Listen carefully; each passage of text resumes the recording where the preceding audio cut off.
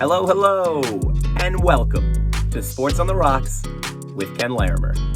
I'm your host, Ken Larimer, and no, we don't have a blender. We're all out of mint and the espresso machine on the fritz. So all I'll be serving you is a big glass of what is happening around the sports world. On today's episode, Wednesday, October 18th, 2023, Ridder broke the seal. I'm creeding. CJ Stroud joins the club. Mac Jones is the scapegoat. Craig Reynolds wins block of the year. And of course, last call. But first, Monday Night Flags, or Monday Night Football. Cowboys at Chargers. Chargers were plus 1.5, over and under 50. Cowboys 20, Chargers 17. Now, Troy Aikman, one of the announcers in the booth, it's always fun to dissect his commentary when he is announcing a Cowboys game. He's clearly rooting for the Cowboys, and I don't blame him. He spent his entire career there in Dallas. Friends with Jerry Jones, friends with Michael Irvin, friends with Jimmy Johnson, who they showed in the stands, in the boxes, also in attendance for the game. And he can't help himself when he's calling this game. He's praising Dak constantly. Even when he makes a mistake, even when he makes a bad throw, he says, oh, that throw had to have been on purpose. It was so bad, it had to be on purpose. He had to be trying to throw it away. And most of the time, he is not trying to throw it away. It was a pass in the flat on the left, and it looked like he was throwing it away. It looked like it could have been an interception. It really was a pass. But not to Troy Aikman. To Troy Aikman, it's a throwaway. No bad passes for Dak, only throwaways. And also, Troy Aikman is totally angry with the play calling, totally angry with the time management, especially at the end of the first half. The Cowboys come out for a field goal attempt. Instead of calling timeout with 8 seconds left, taking one shot to the end zone, they run the clock down to 3 seconds, call timeout, and then kick the field goal. And Troy was not happy. Honestly, everybody in the stands, people at home, also very confused.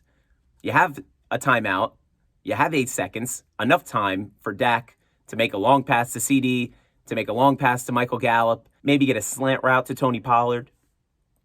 But instead, running the clock down from 8 seconds, then calling timeout, seems like a mistake live. But in reality, it was on purpose. Interesting. Another funny tidbit about Troy Aikman, they actually show Jay-Z in the box seats, pouring himself a drink right out of the bottle. Ho!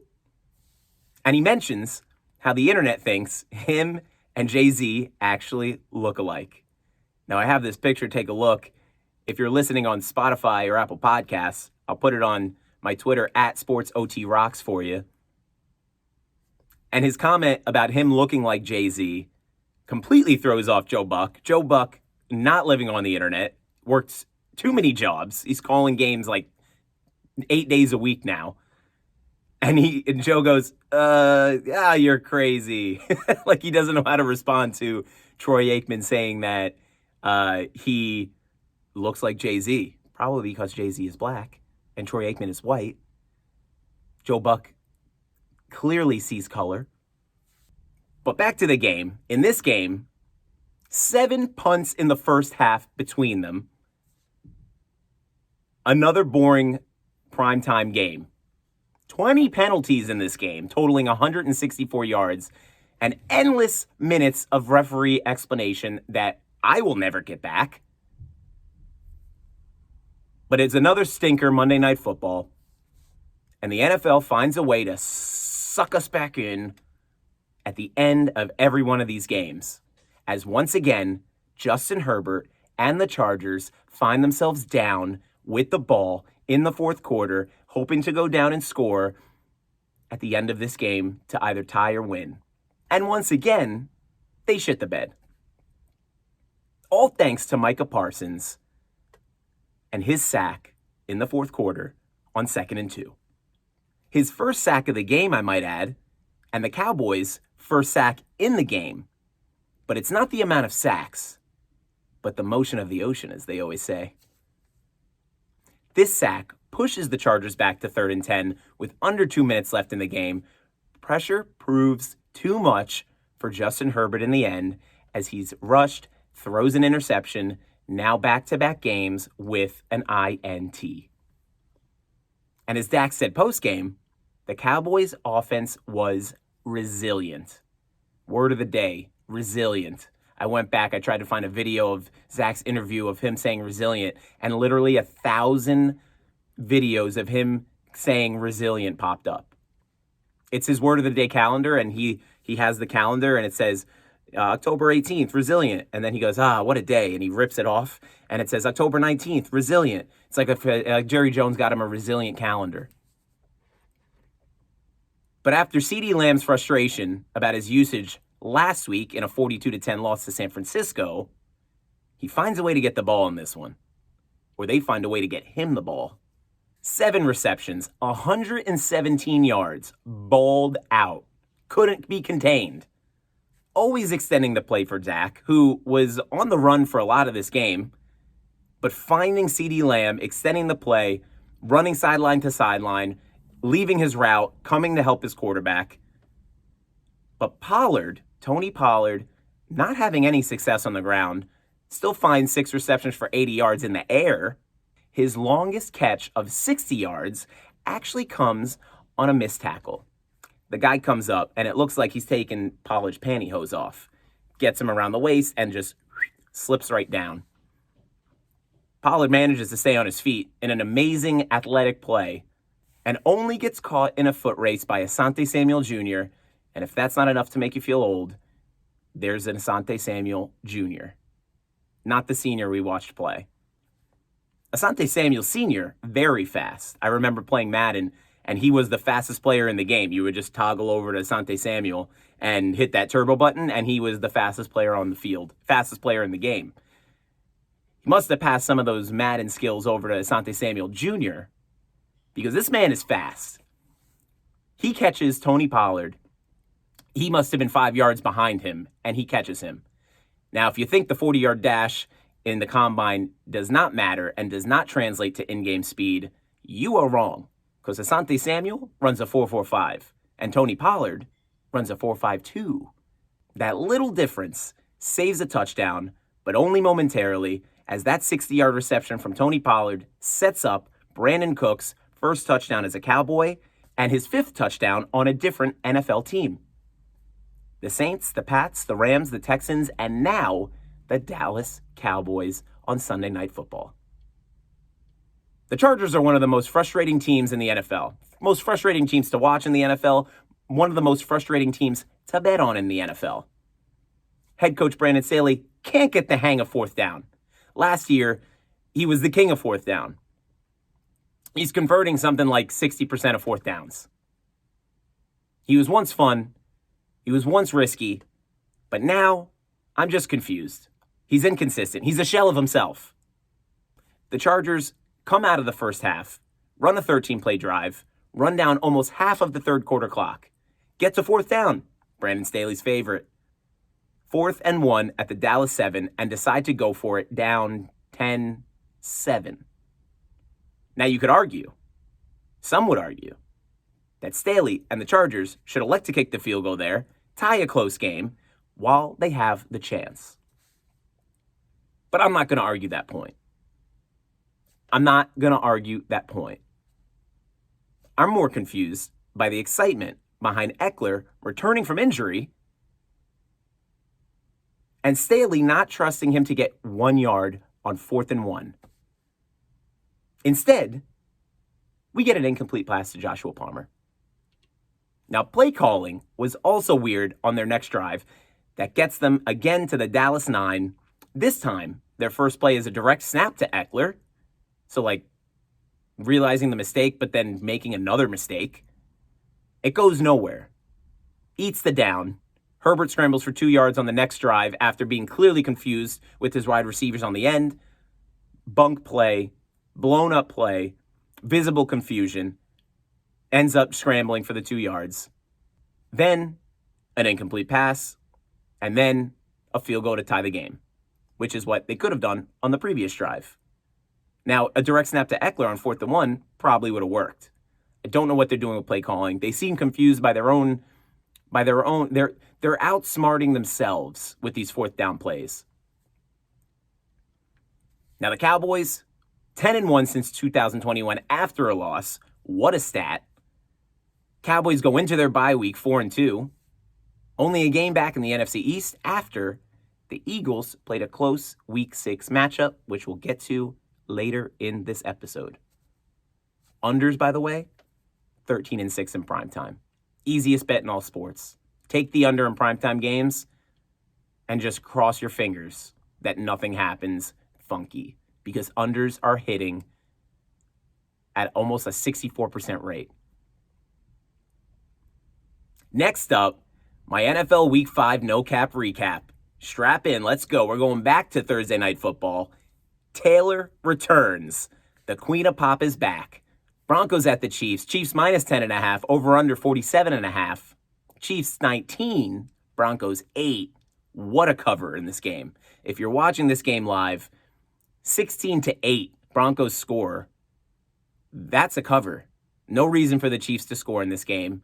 They drive down, run the clock, end up lining up for a field goal and hitting that field goal to cover. Crazy cover if you're taking the Chiefs in this game. But guess what? Another primetime under. The Broncos against the Chiefs, 0-16, straight up since November 2015. Chiefs 11-5 during that same period against the spread. It's one of those bets. You just take the Chiefs and you plug your nose and you hope for the best. The Chiefs also moved to 3-0 with Taylor Swift in attendance. News all week about how bad Kelsey is hurt. Her boo thing. Kelsey, 9 receptions, 124 yards. So I don't know what they're talking about. Another case of the injury report blues. Maybe gaining some super boost by Taylor Swift being in the box. Who knows? Maybe it's like Taylor Swift's like a shot of morphine we don't know about. Kelsey also, since he played in the Thursday Night Football game, has the opportunity to have probably the coolest long weekend ever. Coolest long weekend away from work. Makes an SNL cameo in a sketch about NFL analysts being completely obsessed with Taylor Swift, and afterwards hangs out at the SNL after party with Taylor Swift. People magazine reporting from an inside source that was at the SNL after party, pretty much describing very creepy observations. Like this inside source was literally just staring at them the whole party. This is the quote. Taylor and Travis were there all night and they were so smiley. They were so happy. They were so talkative. They were really fun. They talked to every single person in the room that talked to them. They were super cool, super nice, super happy. It was this inside source, this 15-year-old girl who likes Taylor Swift. What are these comments? Why is people reporting on this? Nobody's struggling with drugs or getting pulled over for a DUI, apparently. That people is reporting on the SNL after party from an inside source. I don't know. Also, attending the Phillies playoff game with his brother, Jason Kelsey, on Monday night. Having a good time, pounding beers, being bros. What a weekend. Travis Kelsey living his life. Good for him. I'm happy for him. He deserves it. The Broncos defense, however, experiencing whatever the opposite of Travis Kelsey's life is right now. Their defense is ranked 32nd through 6 weeks, with opposing defenses scoring on 53% of drives and allowing 6.7 yards per play. Getting run all over, getting thrown all over. Russell Wilson not even throwing for 100 yards in this game and getting picked off twice. Broncos throwing up a goose egg through 3.5 quarters before Cortland Sutton scores a touchdown and Denver runs for a successful 2-point conversion, and that was the cover.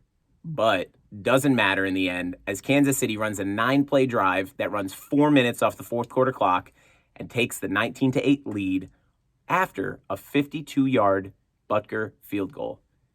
Now, Butker, Kansas City's leading scorer in the game, going 4 for 4 on the day from 35, 60, 25, 52. The Broncos, however, have to be tanking. Are they this bad? Is Russell Wilson this bad?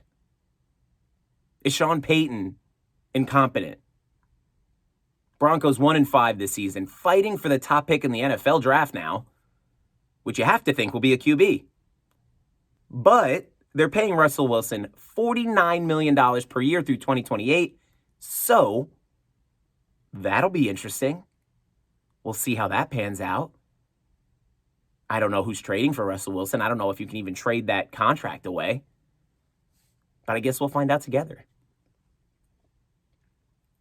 On to our cup of coffee game. Stop trying to make London happen, NFL. Ravens at Titans. Titans were plus 5.5 in this one. Over under 42.5. The Ravens win 24 to the Titans 16. Now, NFL teams still don't understand London travel. I don't know if it's because they take up so much of their brain with football that they don't know or have any common sense about anything else, which is very possible, by the way. But still not getting London travel. The Ravens leave Monday before the game and get acclimated all week, while the Titans have this genius plan again, learning nothing from any other team that's traveled to London, leaving late Thursday night, flying through the night, and it completely is reflected by the gameplay on the field on Sunday morning at 9:30 Eastern time. Two different teams, completely different energy. The Titans are not right for the entire first half, logging a field goal, 3 punts, going down 18-3. Looks like it's going to be a whomping. And it kind of was. The Ravens de-sacking both Tannehill and backup QB Malik Willis 6 times in this game. The defense is quicker. But wait. Why is Malik Willis in this game? Well, Tannehill goes out midway through the third and doesn't return and has this to say post-game about what exactly happened. Take a look. No, it was all in the one play. Tried to gut it out, and I couldn't put any force into the throws. So knew I wasn't going to be able to move. I was trying to just kept walking it off, but it was getting worse and worse, and I wasn't going to be able to make the throws. What happened on the pick? Chig's open.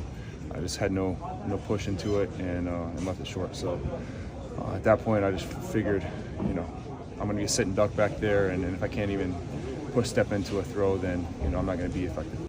Now, crutches are not usually a good sign, and neither is getting a high ankle sprain after landing on IR last season for the same injury.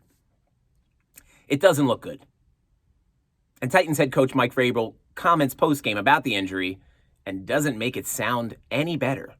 To where they were last year, and so we'll see how it goes. We've got some time here for our next game, and Ryan will get treat round the clock, and this will be a big week to see how he progresses, and then we'll make a decision on his availability next week and what we do then.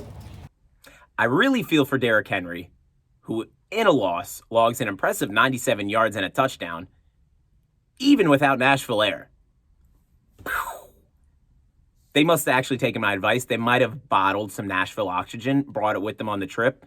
Why he was the only player who actually played up to competition this weekend. Only player that made the trip physically and emotionally. That Nashville Air, though, pumping up Derrick Henry. Still, only 100-yard performance on the season, but will be leaned on heavily as the season progresses. Or will he, as rumors are coming out now, that the Titans may be looking to trade Derrick Henry. And for Derrick Henry's sake, please trade Derrick Henry. I always say I want to see all-stars on playoff teams. I want to see all-stars and I want to see all-pro players on competitive teams. I don't want to see them in January on the couch. I want to see them on the field. But I'm over London games. I'm done with it. Stop trying to make London happen, NFL. I'm tired of trying to wake up after a late Saturday night to watch these bad football games. Now, I love extra football, but maybe not 9:30 a.m. in London. Maybe flip it around. Maybe after Sunday Night Football ends at like midnight, 1 o'clock, give us a 2 a.m. game. Maybe keep them overseas, but give us a 2 a.m. game. Play early there. That would be exciting. I would stay up for a London game. I'm not waking up early for London games anymore. I'm over it. I'll watch the highlights on NFL Plus. Moving on. The Ridder seal is broken. Commanders at Falcons. Falcons were minus 1.5. Over and under 41.5. Commanders win this one, 24 to the Falcons 16. Heading into this game, all you hear is how Desmond Ridder is undefeated at home since his junior year of high school. Guilty. I said it last week. Of course, we all jinxed it. Jinx of the century. Throws 3 interceptions in the first half, which all but certainly decided this game before it even started. Bad interceptions. Bad interceptions. So bad, head coach Arthur Smith is clutching his head in shock. And he had this to say about the team's need to eliminate critical errors moving forward. Take a look. I don't want to ever sound like I'm making excuses or denying the inevitable, right? What happened, happened. But I think you do, if you want to look at it macro, big picture, and there's a lot of things that are expanding and they're making some big time throws. And guys are doing a good job getting open. And that should benefit us. But the critical errors, and like I said, you go -3 in the turnover, it's going to get you beat more times than not. They're different. That's the only thing I can say. If a guy was making the same mistake, the result still goes down as interception. And why they happened, they've been different. I wouldn't call it discouraged, but clearly we got to eliminate those critical errors. But if the Falcons can get their offense together, they will be in a good place, as their defense is legit. I've said it before. They sack Sam Howell 5 times in this game. They hold the Commanders to 72 rushing yards and have not allowed more than 80 yards to a runner through 6 games this season. The Falcons almost doubled the Commanders in first downs and total yards, led time of possession 36-23. Frustrating to watch. As I've somewhat become a Falcons fan this season, I love Bijan Robinson. He runs fast, he runs hard. Desmond Ridder not losing at a home game all season, not losing in his career since junior year of high school. That was fun to root for. Over. The Commanders are not good. But what we learned in this game, maybe the Falcons not good either. The under, though, by the skin of their teeth, as the Falcons got the ball multiple times at the end of this game, had a chance to at least tie this game, hit the over, have a chance to cover the spread, have a chance to win straight up, have a chance to keep Desmond Ridder's undefeated home record. But he just continued to throw picks. It was very frustrating to watch. Again, especially as somebody who picked the Falcons. But moving on, the Vikings are powered by Creed. Vikings at Bears. Bears were +3 at home in this one. Over and under 44.5. The Vikings win 19 to the Bears 13. Now, when asked how the Vikings found a fight to win, Kirk Cousins had this to say. Take a listen. But it does feel really good to win on the road in the division. And Garrett Bradbury in the locker room pregame took a clip from the Texas Rangers and made sure that Creed got played before he went out in the field. And I felt like that may have made the difference. So we got that going for us. But take any questions, yeah. Which Creed? What made you decide to play Creed? The Rangers have been playing Creed, and they're rolling in the playoffs. And, we've been listening to it in the lifts a little bit here and there. But music's banging on the boombox most pre-games and in the locker room. We thought we'd mix up the genre a little bit, get some Creed in there. And Garrett made sure it happened, and it was well received. Which song? We started, they got quite a catalog. But we started with higher this week. We didn't want to overstep our bounds, so we just one higher, and then next week maybe we can see what we go to from there. It's a new tradition now.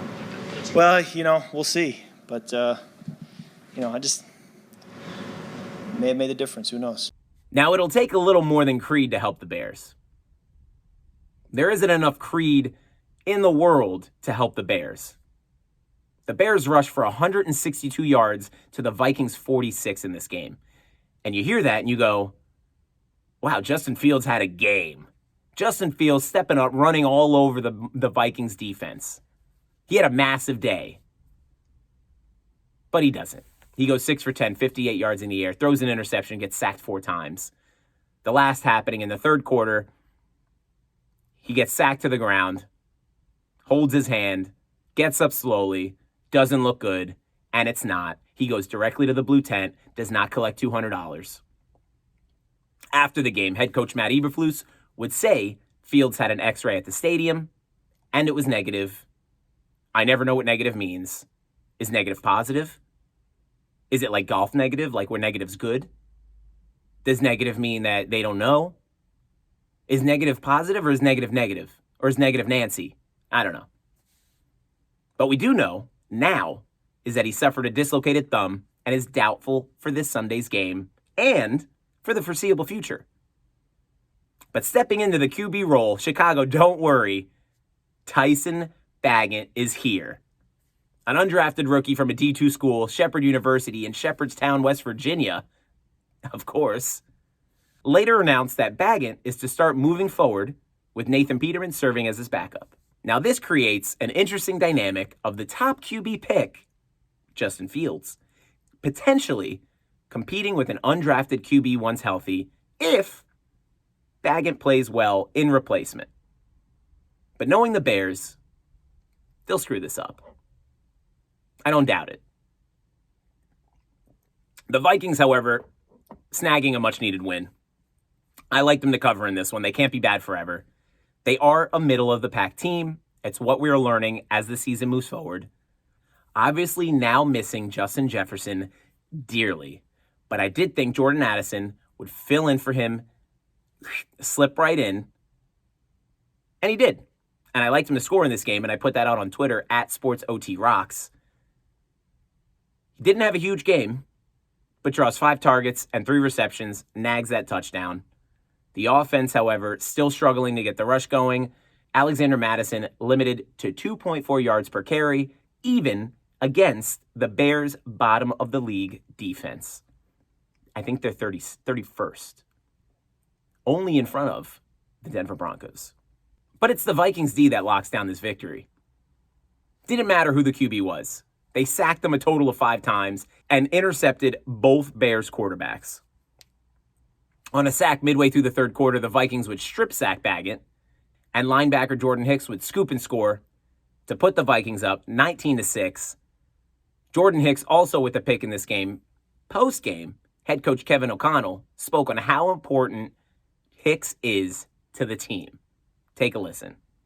Alec, you're basically a unanimous captain voted by his teammates, and he's somebody that I really lean on.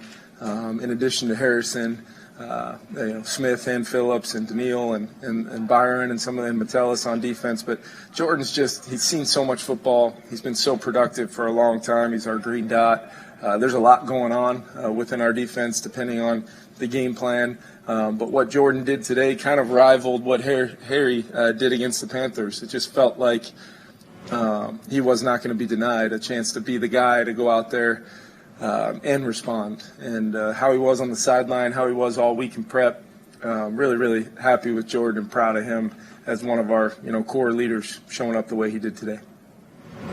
The Vikings now 2-4 have a chance next Monday Night Football to keep that momentum, but unfortunately, they will host the 49ers, who are experiencing some injuries themselves, which I will get to later in this episode. Next up, Burrow is just happy to be here. Seahawks at Bengals. Bengals are -3 at home in this one, over and under 45.5. Bengals win 17 to the Hawks 13. The Seahawks score a touchdown on their first drive. 11 plays, ending with a power run from who else? Kenneth Walker III. Kenneth, I'm proud of you, Kenneth. Doing it again. Giving Kenneth's a good name. Power run from Kenneth Walker III. Responsible for the only visit to the end zone in this game, grinding 19 carries for 62 yards and snagging an additional 3 receptions for 27 yards. What you won't see in this stat sheet is he makes a sick one-handed catch at his highest point in the flat, goes up, gets it for his quarterback. Kenneth! I'm proud of you, Kenneth. Geno Smith found Tyler Lockett for 6 receptions, 94 yards, and DK 4 receptions, 69 yards. Nice. But it was his passes to the other team in the second half that led to the Hawks losing this game, despite having significantly more first downs, total yardage, and time of possession. Seahawks 1-5 from the red zone. Killer. Geno took responsibility for the loss post-game. Take a listen. Through my reads, trying to find the open guy.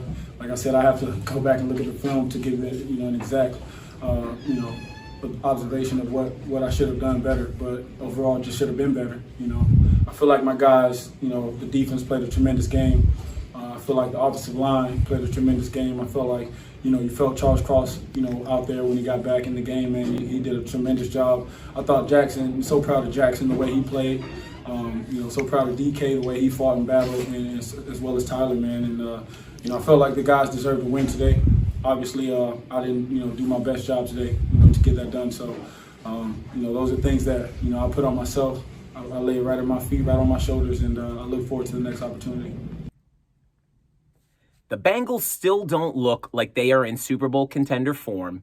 Mixon not getting anything going on the ground yet again, averaging only 3.8 yards per carry on the season, and still only has 1 touchdown through 6 games. Jamar Chase, after giving his always open guarantee, I'm open. I'm always fucking open. Excuse my profanity. I'm sorry. Targeted 13 times, but only bringing in 6 receptions, totaling 80 yards and held without a touchdown, possibly not always open, like he may think. Especially when Burrow threw to him in one-on-one coverage up the right sideline at the beginning of the third quarter. It results in an interception. However, Burrow throwing behind Chase, perhaps still not getting enough behind his throws with this lingering calf injury he's experienced all this season. I like the Bengals in this one. I like the Bengals at home. I'm not a believer in the Seahawks. I think the Bengals will get it together. Yeah, I try not to bet against Joe Burrow. But these teams, both 3-2, headed in different directions as the season progresses. Geno Smith playing like usual self, whereas Burrow will get stronger and healthier every single day. But the Bengals D keeping them in these games until Burrow gets back to 100%, that deserves a game ball. Bengals D, game ball. 2 interceptions in this game, holding the Hawks to 3 punts, 2 field goals, and most importantly, 2 fourth-down holds at the end of the fourth quarter of this game with the game on the line inside their own 10-yard line. I'm back on the Bengals wagon. But they have to survive a gauntlet in their next 4 games. At the 49ers, hosting the Bills, hosting the Texans, then at the Ravens in a tough divisional matchup. If they can come out of those 4 games unscathed, or even with a 2-2 record, the rest of their schedule, I have them finishing 6-1, with their only tough matchup at Arrowhead against the Chiefs. And Burrow says it best when talking to the media post-game. Take a listen. We got the win. It's a lot easier to fix things when you're 3-3 than if you had lost this one. So never going to apologize for a win. Joe Cool, you're sucking me back in. I'm back on the Bengals bandwagon. I really want to win a Bengals bet, a big Bengals parlay. I want them to be the reason I win a big parlay, and I will invest and put it in the rafters, that beautiful white tiger Bengals jersey with Burrow's name on the back. I can't wait. Next up, Watson's no-show job. 49ers at Browns. Browns are plus 9.5 in this one. Over and under 36. Browns 19. 49ers 17. Browns with a big upset win after the 49ers kicker Jake Moody misses a 41-yarder with 9 seconds left in the game for what would have been the game-winning kick. Tough miss when your team is undefeated and plays a tough, gritty game in Cleveland with loud Browns fans. Even tougher when your entire family is in attendance to watch you play. The rookie kicker gave these incredibly sad comments in the locker room post-game that have you feeling for the 23-year-old. Here it is. Yeah, I mean, we work really hard together. We've hit a million kicks. You know, it's not like we're not practicing it, or, you know, obviously we trust each other and have each other's backs. And, you know, for a guy that just got here, having, you know, all my teammates, you know, tell me to keep my head up, come give me a high five, pat on the back, like that was pretty cool. So I really appreciate all that. You know, especially them putting their trust in me to make a kick and just not execute. But, you know, having everybody have my back, even for a guy that just got here, that was pretty cool. After going and making all 9 of his previous field goal attempts before this game, missing 2 in this one, maybe feeling the pressure from his family, maybe feeling the pressure from the Cleveland fans, missing the game winner in this one, and it has me thinking something greater might have been at play. And Amari Cooper gives us more insight on this postgame. That was all God, 100%. I mean, I talked to a couple guys after the game because I for sure was praying that he missed it. And I don't generally do that, but yeah, we needed that one, man. So I had to do what I had to do, and I talked to a couple guys, JOK, Elijah, they all said the same thing. So, you know, that definitely strengthened my faith, if I'm being 100% honest. Maybe more Browns players should start reaching out to a higher power, because Cooper also drops 108 yards and 4 receptions, especially with backup quarterback P.J. Walker stepping in for a no-show Deshaun Watson, who is still sitting with a bruised shoulder.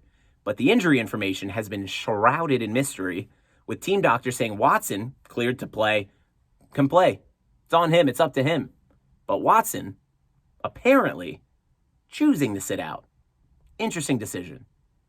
Walker throws 2 picks in this game, but has help from the running back tandem of Jerome Ford and newly signed running back Kareem Hunt, totaling 131 yards combined. But it's the defense that delivers this win for the Browns at home. After allowing 28 points to the Ravens last week, coming back, holding Brock Purdy, who a lot of talk about Brock Purdy being the man, Brock Purdy being a system quarterback, Brock Purdy not having what it takes. And he didn't in this one, going 12 for 27, 125 yards, throws a touchdown, throws an interception. CMC, 11 carries, 43 yards, exits the game with injury. Oh no. MVP season, maybe hanging by a thread. The 49ers possibly losing more than a game in this one, with injuries also to Deebo Samuel and their star left tackle, Trent Williams. Now, CMC getting an MRI post-game and being reported to have an oblique rib injury with questionable severity, as the team has obviously been hush-hush about it. Deebo hurting his left shoulder on the first play of the game, but viewed as day-to-day moving forward. And Williams looked to have avoided a high ankle sprain, but also day-to-day with his ankle injury. The Browns defense prove in this one they are the real deal, holding one of the league's best offenses to only 2 touchdowns and 17 points. A messy game overall, though. 25 flags. Ref show. 25 flags being thrown, resulting in 224 yards of penalties.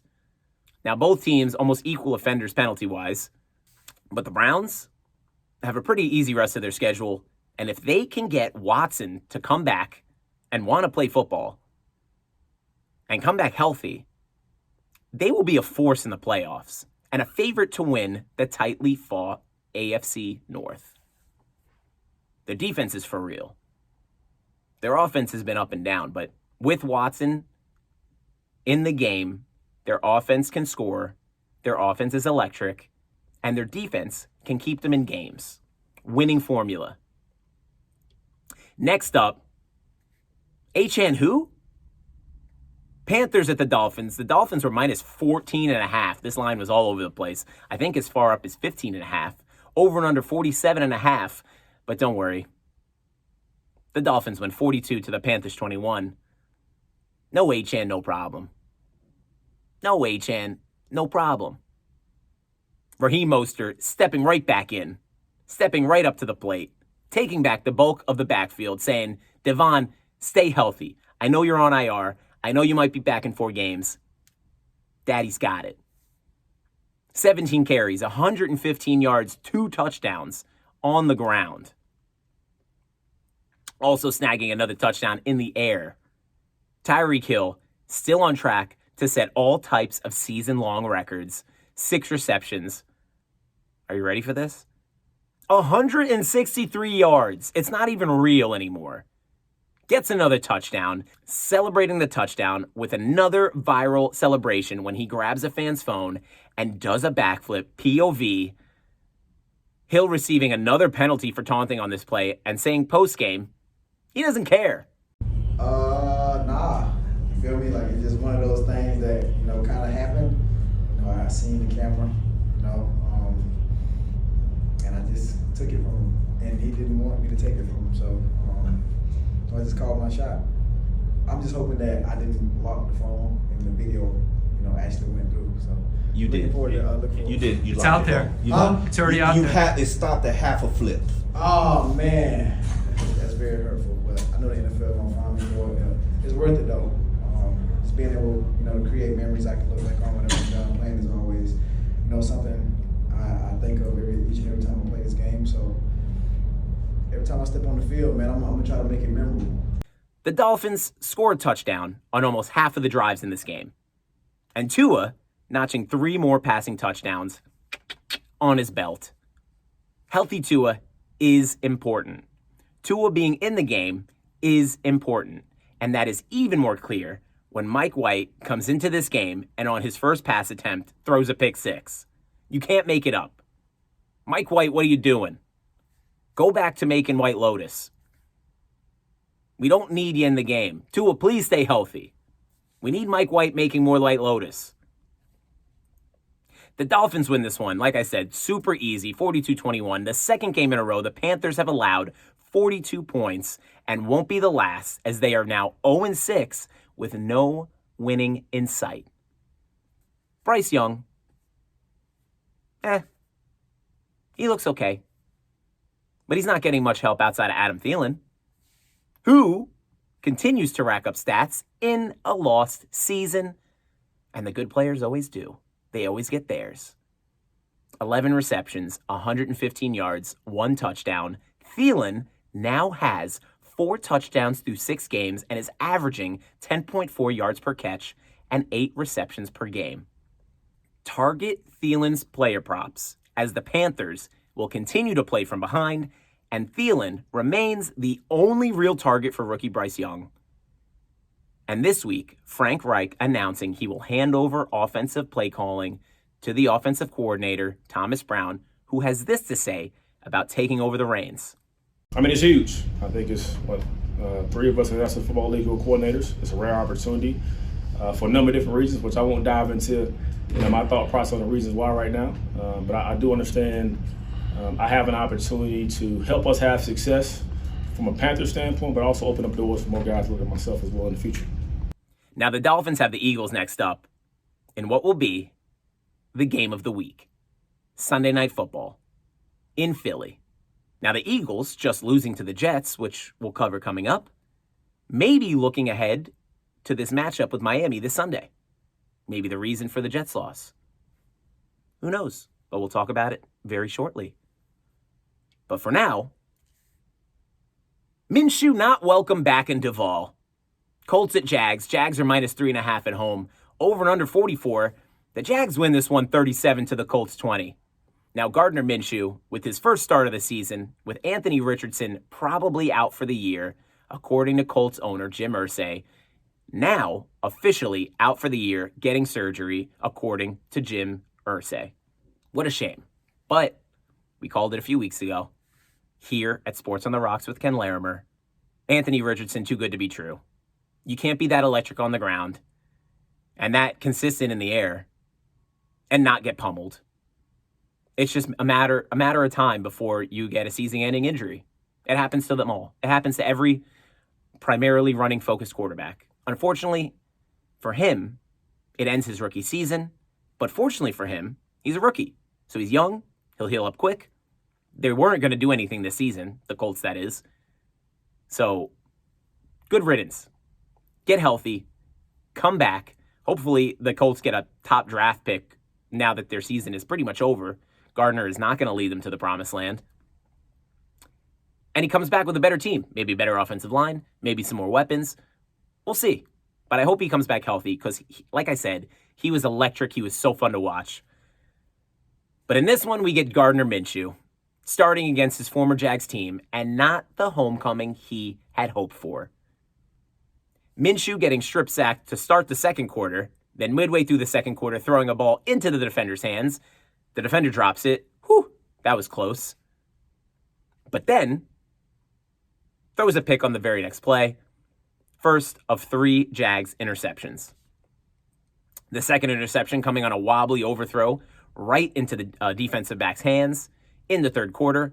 And the third and final coming early in the fourth quarter, tossing it up to Michael Pittman Jr. in the end zone, but shorting it, as Gardner Minshew is prone to do, for an easy INT. Minshew forced to throw the ball 55 times in this game, probably leading to his 3 interceptions. He is not a quarterback that can get away with this successfully. The Jags also limiting Zach Moss and Indy's backfield to only 44 yards. The Jags have only allowed 75-plus yards to an opposing backfield, not running back, backfield, one time this season, and that was to Atlanta's Bijan Robinson, Week 4, who rushed for 105 yards. Jags running back Travis Etienne finding the end zone twice in this game, and more importantly, in only 16 seconds. How do you do that? How does that happen? Well, Etienne scoring his first touchdown on a 2-yard rush before the Jags kicking off, and that Minshew sack fumble we just talked about on the very next play. Then, on the very next Jags play, Etienne rushing for 22 yards and tying his career record for touchdowns in a game with 2. With this win over the Colts, the Jags sweep the season series and move to an impressive 9-0 in their last 9 hosting the Colts. Mark that down in your book for next season. Jags at home against the Colts. Bet them, and bet them hard. The Jags have a short week before they travel to New Orleans to play the Saints on Thursday Night Football. The short week is not good for Jags quarterback Trevor Lawrence, as he is seen doing individual drills at practice this week with a knee brace on. Offensive coordinator Press Taylor, what a crazy first name. But offensive coordinator Press Taylor had this to say about Lawrence's injury to the media this week. That's where you just kind of trust your training staff. So as long as Trevor's in a position where he can't injure himself, or as long as he gives us the best chance to win the game and without risking himself or whatever that may be, then that's what we continue to do. And again, that's just conversation with everybody involved in the process. I still don't know who the Jags really are as a football team. But as I've said on this pod a few times, do not underestimate their defense. And if Etienne can maximize his touches, they will be competitive against any team they face. This matchup with the Saints coming up, though, on Thursday, I will talk more about on the next episode of Sports on the Rocks with Ken Larimer, but you already know I'm taking the under. Take the under in this Jags-Saints game, as both teams will look to run the ball and play conservative football for what will be another boring Thursday Night Football. Next up, the Texans win in Stroud. Saints at Texans. Texans plus 2.5 at home. Over and under 42.5. The Texans win this one 20 to the Saints 13. Now again, the Saints 6-0 to the under this season. The best bet in the NFL. And as I said before, bet it this Thursday. Jags Saints will go under. But CJ Stroud throwing his first NFL interception, but Nico Collins actually forces a fumble on the play, and Houston recovers, retains possession, and ends up scoring a touchdown at the end of that same drive. So an interception, kind of. Not Stroud's best game. 13 of 27, 199 yards, 2 touchdowns, and an interception. Finding his rookie partner in crime, Nico Collins, for another 4 receptions and 80 yards, sprinkling his touchdown passes to some familiar faces. Dalton Schultz, former Cowboy, 4 receptions, 61 yards, and a touchdown. his third game in a row finding the end zone. And his comments after last week's loss were inspirational in retrospect. Take a listen. I mean, every loss ain't fun. Yeah. You know what I mean? Like, losing's not fucking fun. Yeah. But I mean, what are you going to do? You got two choices. You're going to mope about it, or you're going to get back on the horse and come to work. And I think we got the right guys in the locker room to be able to make the right choice on that. Robert Woods, former Ram, whose only reception results in a 6-yard touchdown. And I'm happy to see him back. I'm happy to see him get in the mix. Journeyman wide receiver. He is all smiles post-game as he jokingly doesn't recognize Stroud's INT. I mean, every loss ain't fun. Yeah. You know what I mean? Like, losing's not fucking fun. Yeah. But I mean, what are you going to do? You got two choices. You're going to mope about it, or you're going to get back on the horse and come to work. And I think we got the right guys in the locker room to be able to make the right choice on that. Now, both of those videos, courtesy of Big Sarge Sports on Twitter. Now, the Saints seem light years away from their 34-0 shutout of the Pats last week. The New Orleans Derek Carr experience continues. 32 for 50, 353 yards, 1 touchdown, 1 interception, finding Olave for 7 receptions, 96 yards, gives us these completely cliche-laden comments post-game about how much he wants to win. Take a listen. Yeah, very disappointed. I was livid coming off field. I was angry coming off field. I had to calm down a little bit, you know. But, you know, when we as an offense had too many details, and, you know, I'm not going to tell you what happened, and yes, we know what it was and all those things, and I won't say it, but there's these little details that if we just do those things right, you're looking like, oh my gosh, we scored 28 points, you know, or we, you know, and I just want to win, man. Like, you know, the yards are awesome, great, thanks, you know, yes, but couldn't care less. Like, I just want to win. That's all I care about, is winning football games. And if we don't do those details right, and every single time, especially when the game's on the line, that's when it matters most, then we're going to have this feeling more often than not. Saints fans looking for any change possible to spark this offense as they question why Jameis Winston isn't starting. Why is he not being given a chance and an opportunity to start? As well as a potential change at OC after going 0-3 in the red zone in this game and missing 2 field goals. Derek Carr himself, frustrated with the play calling, and even caught yelling on field at offensive coordinator Carmichael on the sideline, and told reporters he would later apologize.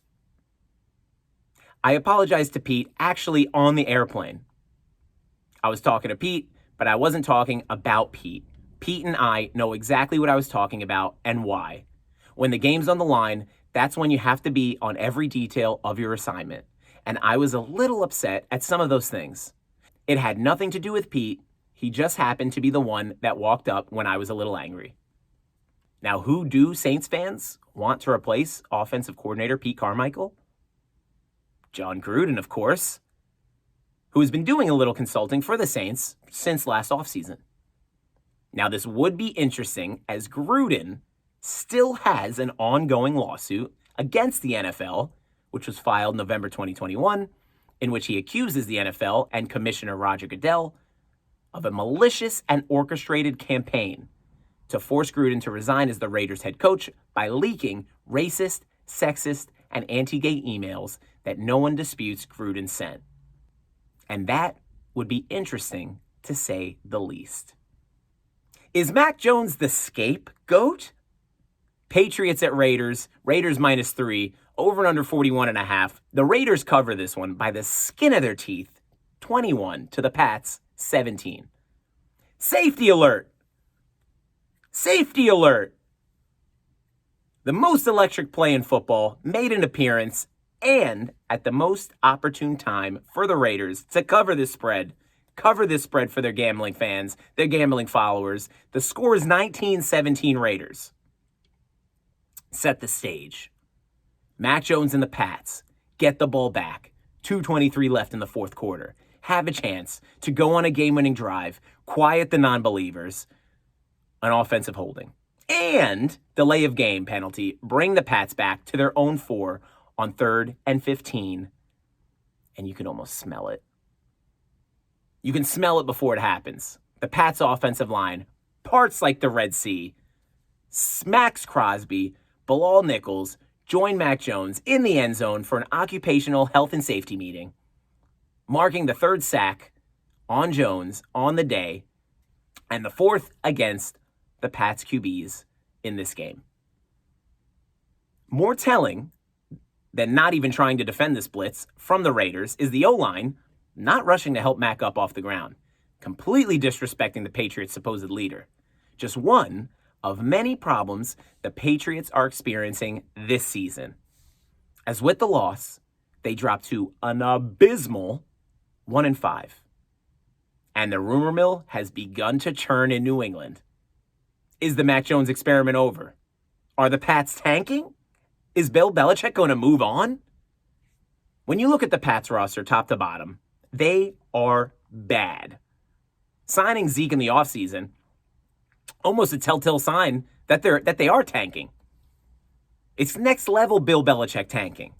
He's one of the winningest coaches of all time, so of course, he would also be the best at tanking. It's the literal opposite of winning. If you know how to be the best at winning, you would know how to do the opposite, right? But on the opposite side of the ball, Jimmy INT does it again. Throws an interception in this game, living up to his name. However, he does suffer a back injury in the second quarter and is actually taken to the hospital in an ambulance. People thinking the worst. What the hell is going on? He got sacked. Now he's in an ambulance on his way to the hospital. Flashbacks of DeMar Hamlin. Is he okay? Is he going to be okay? Are all my Jimmy INT jokes going to get me canceled? Head coach Josh McDaniels had this to say about the injury this past Monday. There was some concern yesterday that it was an internal issue. Oh, shit. So we did a bunch of scans yesterday. Last night. Seems like we dodged a bullet in that regard. That's good news. We're still doing a couple things this morning. We'll kind of make sure we do all the right things here as we go forward. The prognosis is a lot better than it might have been otherwise. But in Jimmy INT's absence, Brian Hoyer, the 15-year journeyman quarterback, comes into the game and is booed by his home fans? Josh Jacobs had this to say about Hoyer shutting up the haters. Take a listen. I mean, it was the same vibe in the huddle, same intensity. We trusted these guys. We practice with them every day. We know what he's capable of. To hear the fans boo him and shit was kind of crazy. But he came out there and bombed them and shut them up. So, that just is what it is. Now, Jacobs not having a good year himself, averaging 2.9 yards per carry on the season. In this one, 25 carries, 77 yards, notching over his season-long average for 3.1 yards per carry. In my opinion, Hoyer might be a better option than Jimmy INT. 6 for 10, 102 yards, and most importantly, no interceptions. Also no touchdowns. But not much of a difference from Jimmy INT. But before Jimmy gets sent to the hospital, he finds Jacoby Myers, the former Patriot, lining up for the first time against his former team and has a great game. 5 receptions, 61 yards, gets in for this touchdown, brought to you by Lost Talks Pats on Twitter, who had a great view from their end zone seats.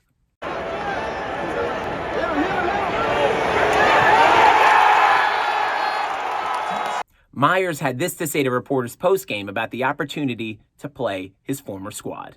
Take a listen. More so in the middle, but it did creep up a little bit as game time came. I was just excited. I definitely was excited for just all of it, to see everybody, to play them, because I've been in practice against them a lot. So just all of it, man. But I tried to stay in the middle the best I can. Myers should love being a Raider, as Devontae Adams receives most of the attention of opposing defenses, allowing Myers to find the end zone 4 times this season. And as much as you don't want to root for injuries, if you are a Raiders fan, You hope Jimmy INT takes as much time as he wants to get healthy. Maybe like the rest of the season. Just stay away from the team. Get healthy. Worry about you. Worry about yourself. But the Raiders have another get-right game against the Justin Field-less Bears, Week 7, while the Pats are an 8.5 home dog against the Bills, looking to shake off their London hangover. So we'll see what happens. Where is Kyler Murray?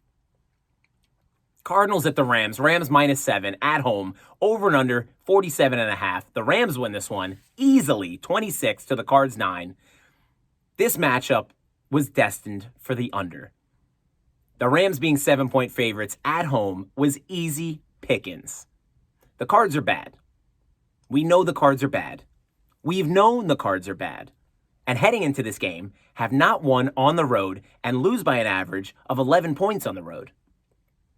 The first half of this game starts like most Rams-Cards games do. 5 punts, 5 field goals, 9-6 Rams. The second half, the Rams are tired of playing with their food. Cooper Kupp, healthy, back to being a ball hog, 7 receptions, 148 yards, 1 touchdown. No one happier with Kupp's return than Matthew Stafford, who had this to say post-game about getting their timing back. I mean, I think, each individual plays its own, little moment in time. So sometimes you're going to be on, sometimes you're not, even within games. So I thought we obviously connected for some good ones today.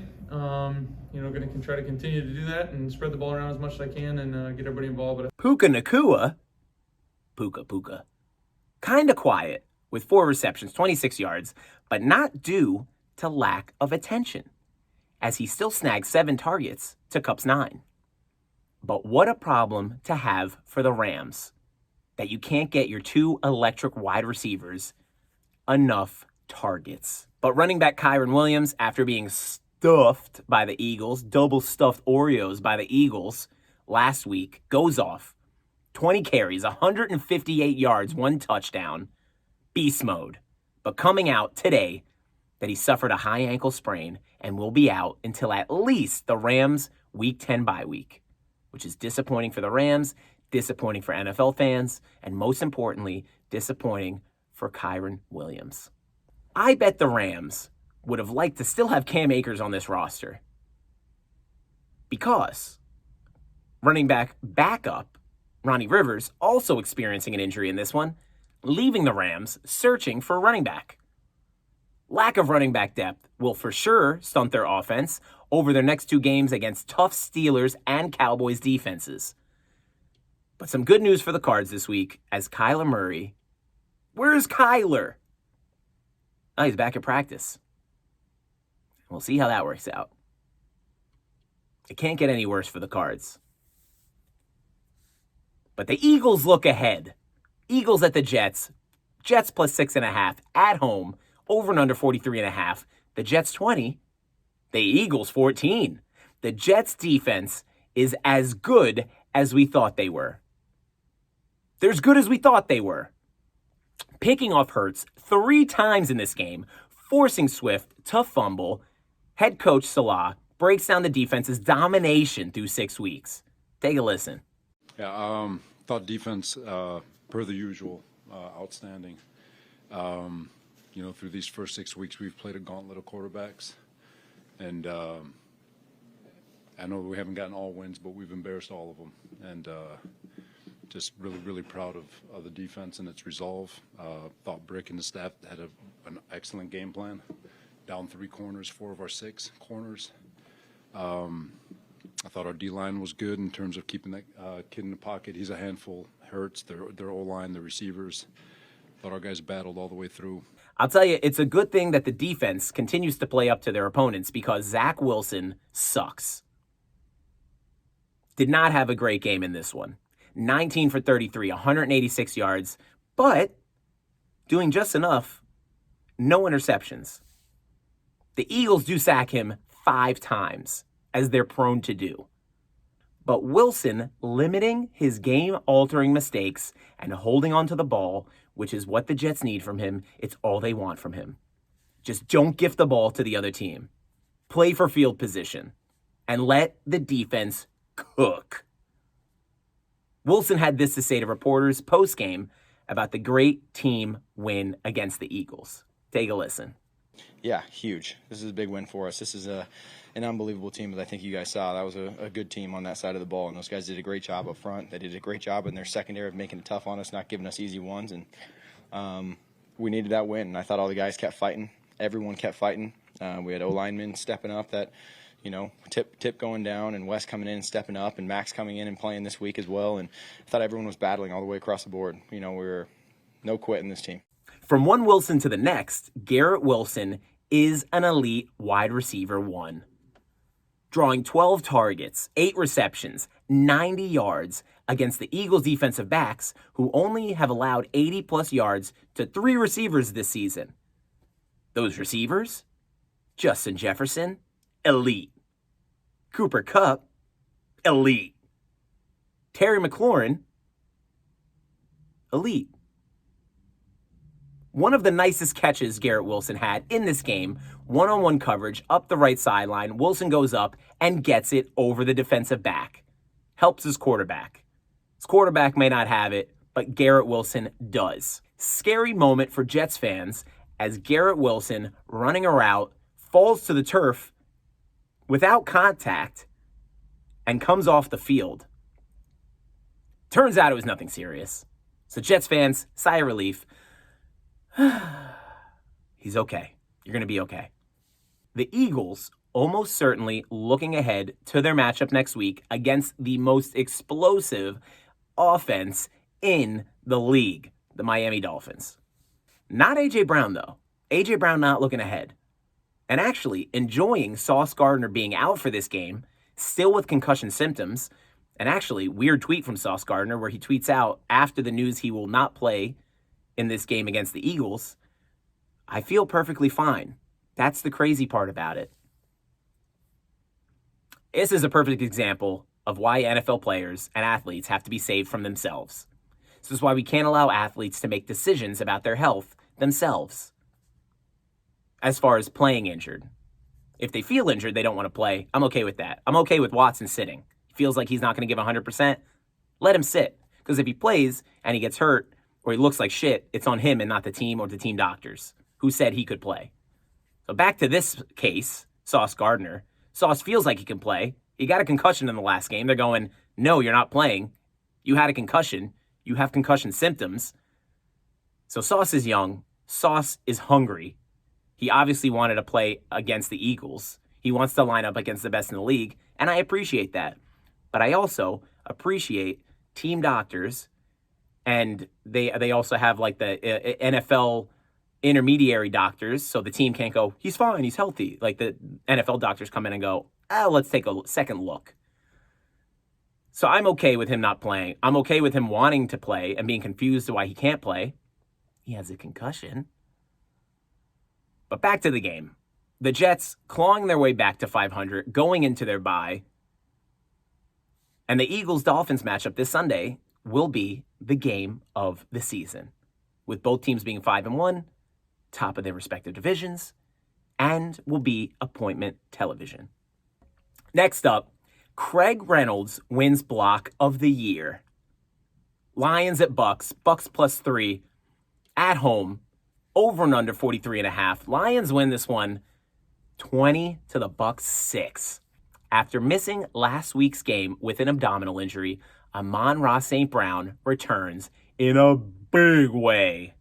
15 targets, 12 receptions, 124 yards, and a touchdown. And he does have Craig Reynolds to thank for that touchdown as he lays down the best block of the year, clearing a lane for Brown to score the first touchdown of the game. Jamison Williams also getting involved in the offense slowly after being suspended for the first 4 games of this season for violating the league's gambling policy. How did he violate the league's gambling policy? He must have bet on the NFL. No. He just bet on sports while he was at work, while at the Lions facility, I guess, which is a no-no because you're on the app. You could very easily bet on the NFL. You don't have to click MLB. You could click NFL. So it's in the same app. But they track, and they end up finding out he didn't bet on the NFL. He just bet on sports. But he did it at the facility, suspended 6 games. He appeals it.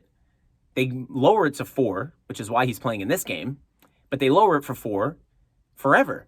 So if you gamble at all in the NFL, if you gamble on the NFL, they've actually made it a much more stringent penalty. But if you bet on sports, it's just 4 games. So I guess depending on how much you're betting, or how much you're making per game, you might have a decision there. You think the Astros are going to win the World Series? You want to place a future for $1 million? Might be worth taking a 4-game sit. Who knows? Jameson Williams, though, slowly getting involved into the Lions offense with only 3 targets and 2 receptions, but one of those receptions, a touchdown on a 45-yard bomb from Jared Goff.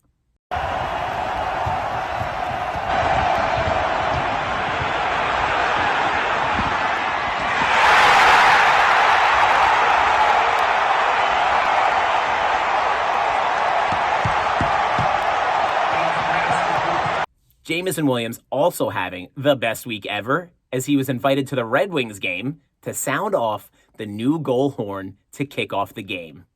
3, 2, 1, Jared Goff looks more and more like a stud, and I'm happy for him. I'm happy for Jared Goff. In this game, 30 for 44, 353 yards, 2 touchdowns, and he had this to say about his 1,618 yards, 11 touchdowns, and 3 interceptions on the season thus far.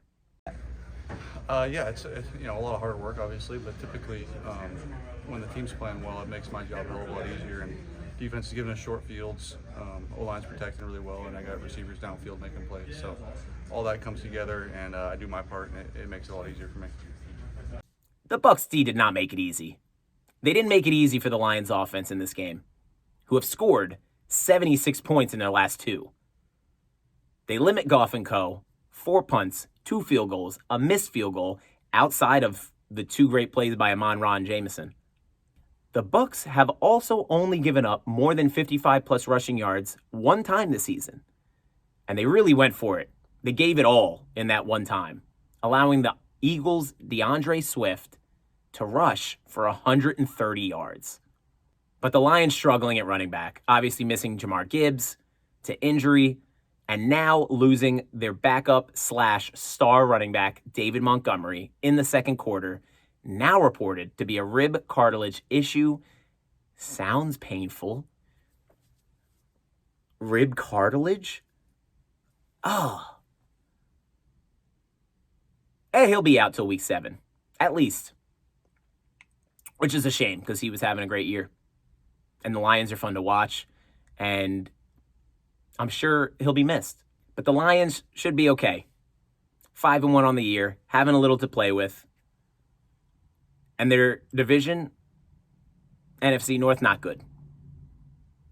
Bears, Packers, Vikings, all playing like shit this year. The Lions are going to win this division. And I'm excited for them. They're a fun team to watch. And again, I'm excited to watch them in the playoffs this year. But moving on to the last game of week 6. Are the Bills okay? Sunday Night Football, Giants at the Bills. The Bills are minus 15.5 in this one. Over and under 43.5. Easy cover for the Bills, right? Wrong. Bills 14, Giants 9. This game was awful to watch. Awful. I fell asleep at halftime. I woke up midway through the 4th. It was terrible. Josh Allen, 19 to 30, 169 yards, 2 touchdowns, throws a pick. And the Giants, with Daniel Jones out, starting Tyrod Taylor, who had his career turned upside down, if you remember, because I believe it was the Bills team doctors, punctured his lung with a shot. I don't know if that's even still a lawsuit going on. But they pretty much ended his career at the moment. Now he's back playing on the Giants, stepping in for Daniel Jones, having an okay game. 24, 36, 200 yards, no picks, no interceptions. The Bills get to him 3 times. Saquon Barkley, the reason for the low score, the reason for them being in this game at all. Carries the ball 24 times for 93 yards. Nice to see him back. Nice to see him back kind of healthy. Stephon Diggs for the Bills. Can't be contained. Elite. 10 receptions, 100 yards, but not getting in for any touchdowns. Targeted 16 times in this game, getting his. Really, the only bright spot for the Buffalo offense in this game. As Gabe Davis even fumbling in this one. But like I said, boring game, and Josh Allen has this to say about the Bills' performance. We're a much better team than we showed tonight, and showed last week. We got to figure out why that is and how to get ourselves out of a funk early on. Now, the Bills shut out in the first half for the first time since 2019 against the Giants, who are now 1-5. The Giants are bad. 0-5 in the red zone today. 9 penalties, bringing them back 65 yards. Actually leading time of possession against the Bills 31-28. But still not finding a way to win, as they won't for the rest of the season. And as I've said before, they are officially Caleb Williams candidates. And if you were paying attention this week, Caleb Williams actually telling any NFL team that drafts him that he would like to negotiate with his contract ownership in the team that drafts him, which is a pipe dream. It is not going to happen, but you never know. Maybe he starts the trend. Maybe more quarterbacks come out and say they want a piece of an NFL team. Hard to have a share in the NFL team you play for. I think that is negotiated by the Players Association, that they're not allowed to do that. But we'll find out. Maybe he starts a trend. Caleb Williams, potentially generational quarterback. Going to be a star on any team he plays for. And I'm kind of hoping it's the Giants. It'd be fun to see him in the bright lights. And maybe he'll get a piece of the Giants. Who knows? But that wraps up my Week 6 NFL No Cap recap. Now, normally I move on to a little chaser, but I'm going to start releasing little chasers daily with news, much like I would at the end of my NFL No Cap recaps. Podcasts will now come out on Wednesdays, and my little chasers I will sprinkle. Do a little Salt Bay action. I will sprinkle them across the week and weekend for your viewing pleasure. And I will release those on TikTok, Facebook, Instagram, and Twitter at SportsOTRocks. But a segment I will continue to release with Sports on the Rocks with Ken Larimer podcast every Wednesday. Now that's cool. My feel-good segment of the week. This week, after being the butt of internet jokes for the last decade, Creed is making their triumphant return. On October 8th, the Texas Rangers pitcher Andrew Heaney told reporters after their Game 2 11-8 win over the Orioles that the team finds inspiration from blasting Creed before games. And as I mentioned before, Kirk Cousins also mentioning Creed in his post-game win over the Bears that he was listening to a little Creed himself after the Rangers found success. Now this brings us to my video of Creed, who almost certainly was invited, showing up to the Rangers playoff game against the Astros this past week and posts this video of them enjoying the game. Take a look. What's up, everybody? We are Creed, here for the ALCS Championship. Go Rangers. Go MLB, baby.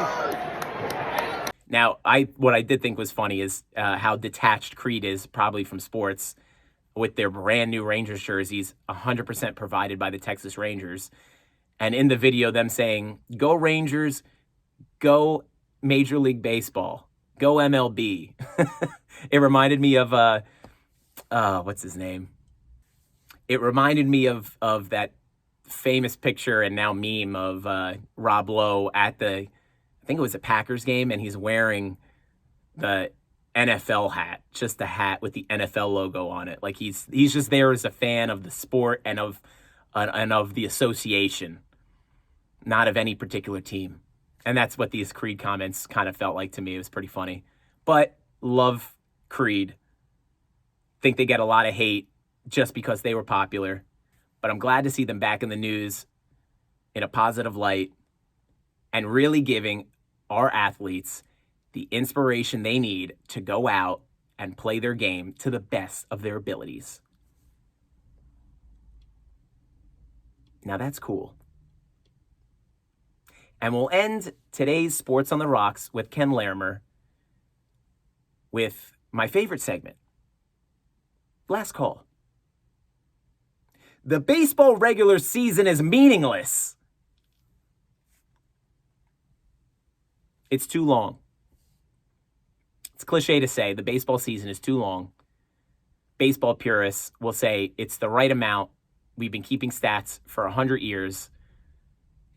We can't shorten the season. We just can't make it happen. It's impossible. And to that I say, 162 games is too many games, and they are meaningless. And we can prove that with this year's playoffs. The top 3 teams from the National League, Brewers, Dodgers, Braves, out. Losing in the playoffs, Dodgers being swept by the Arizona Cardinals, the Braves losing to the Phillies, which is an okay matchup. They went 4. They lost 3-1. The Brewers getting swept in the wild card, also by the Diamondbacks. Now, I'm a fan of baseball. I'm a fan of the baseball season. But there is no reason they need to be playing 162 games.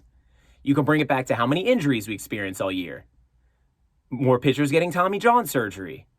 More pitchers pitching less when they are healthy. We're moving to every inning having a different pitcher. These bullpen days are more frequent now. It kind of feels like the NBA at times where star players are sitting just for the sake of sitting because there are too many games. Shorten the MLB season. The MLB season, because there are 162 games, the regular season is meaningless. You can have the best record in the league, in your division, as we see with 200-win teams and the Braves and the Dodgers losing in the playoffs, losing early. The playoffs are the only part of the year that matters. And now, changing the playoff format. So now when you get to the playoffs, they've shortened the playoffs. I want the playoffs longer. I want the season shorter. I love baseball, but I feel like they're going in the wrong direction. We're shortening the games, but we're keeping the same amount of games. We're shortening the playoffs, but we're keeping the regular season long. And you can see when you go to some of these regular season games, they're sellouts, but half the stadium is empty.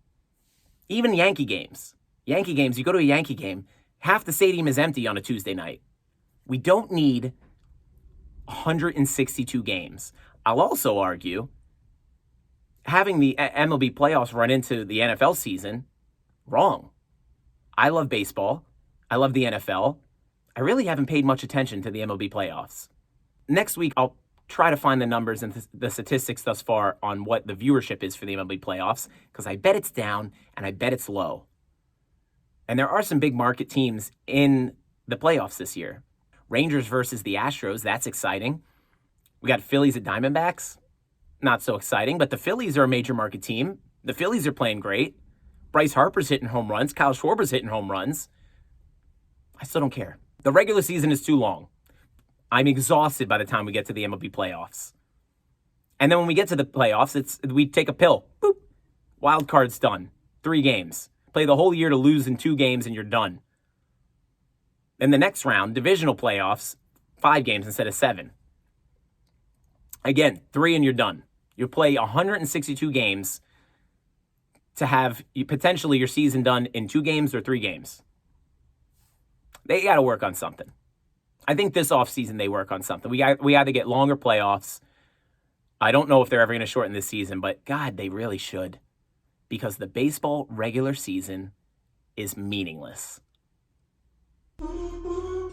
But that wraps up Sports on the Rocks with Ken Larimer.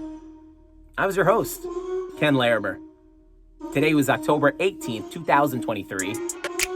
As always, if you like the show, please like and subscribe to YouTube. Like and subscribe to YouTube. Throw a comment. Let me know what you thought. Your opinions. You hate me, you love me. Let me hear it.